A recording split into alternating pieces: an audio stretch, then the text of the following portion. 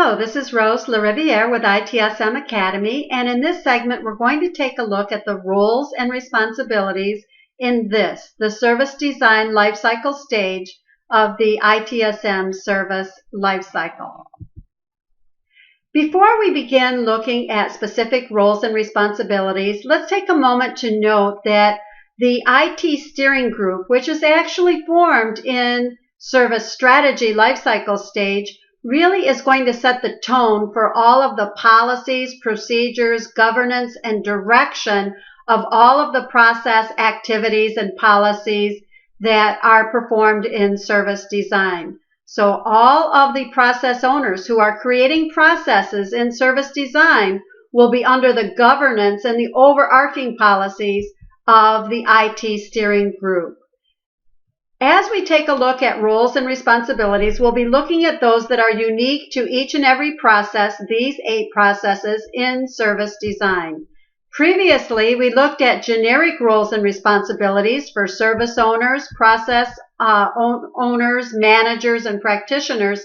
It is expected that you know these. We're going to be talking about those things that are unique to the process activities in service design. But for details on these generic roles and responsibilities, please refer to that recording. Let's begin with those things that are unique to service design coordination or the design coordination process. And you see here the standard roles of design coordination process owner and process manager. And then we see some unique roles here. And it's important to note that this title of service design manager frequently could really be a combined role. Let's move up a little bit here. A combined role of this coordination process owner and the coordination process manager. And so this title, service design manager, really is related to design coordination process activities. And think about design coordination. This is where the deliverable, the service design package, is transitioned into service transition planning and support. So the design manager or coordination manager, as the case might be, will ensure that all of the processes, activities, and functional teams are coordinated to formalize that and deliver that service design package. The IT planner that we see here is going to, as it states, develop the IT plans, but they may also, because they're involved in the measures and the reviews of those IT plans throughout the implementation, have an integral role to play in CSI in presenting proposals for service improvement plans as it relates to those IT plans as well.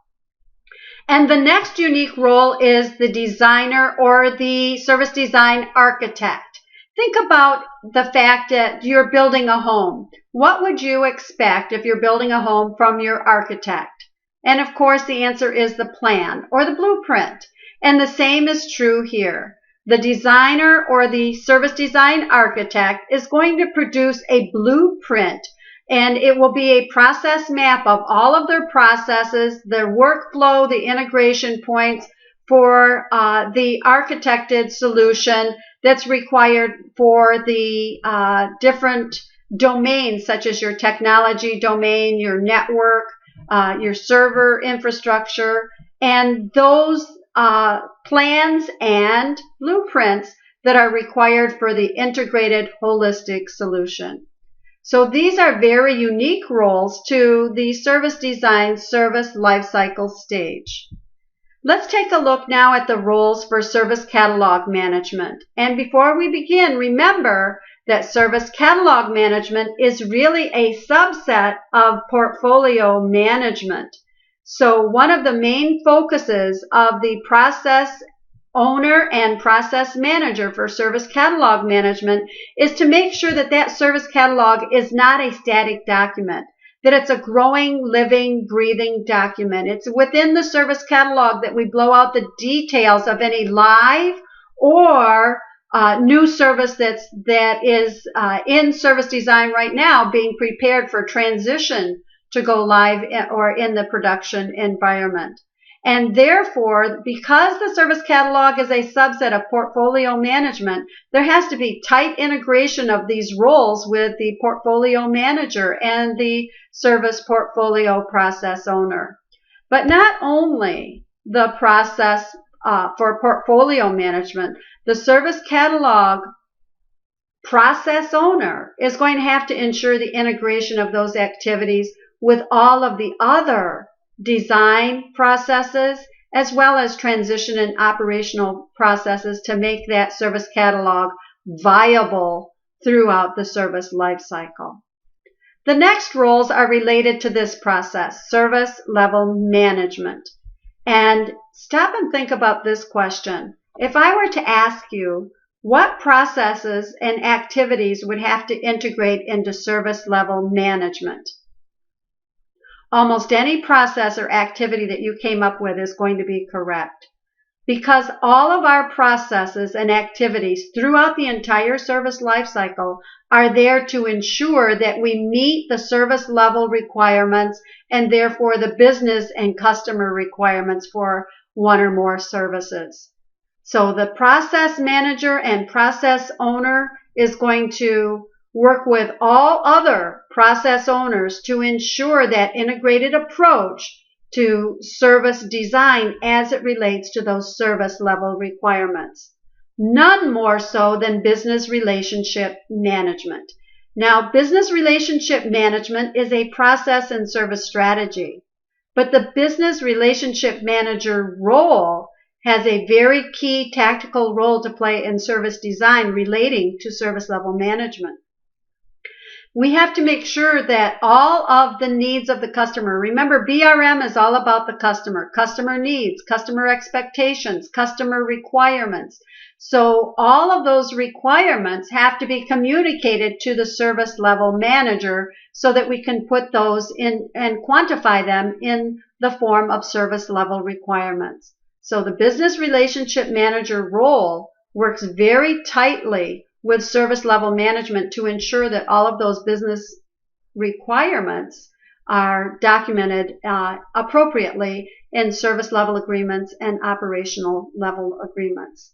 But also, there's actually a trinity here. This service owner role. We learned in the generic roles and responsibilities and through that recording that the service owner represents the service across the entire organization. The service owner is going to make sure that all of the technical and process activities and roles are there in an end-to-end service. And so the service owner is going to work very closely with service level managers so that we know what requirements and targets have to go in the OLAs for all of those components in the end-to-end service. And it is the service owner that's going to work very closely. So we see both the business relationship manager role and the service owner role working very tightly with service level manager to ensure those service level requirements in the end-to-end service to meet the customer needs. And next are the roles in the 4 warranty processes: availability and capacity, and IT service continuity and information security. These 4 processes in service design lifecycle stage all have the generic and standard roles of process manager and process owner. The process owner ensuring the integrity, documentation, and clearly defined roles in the process, and the process manager for each of those respective areas, making sure that those roles are carried out on a day-to-day basis.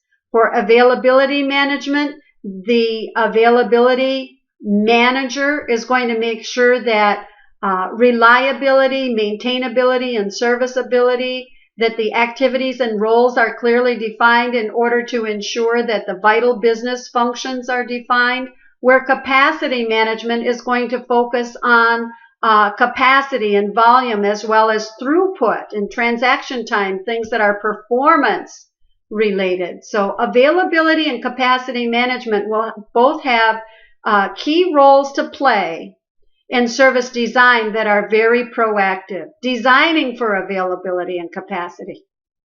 But the process owner also has to ensure that the activities, roles, and integration points are there for the operational processes, because availability and capacity both have a reactive side that's going to support service operation and have to integrate into problem management as well as other process activities within service operation. So availability and capacity, as well as all of these warranty processes, although our service design proactive processes will have to have integrated process activities for the reactive side and service support and operation.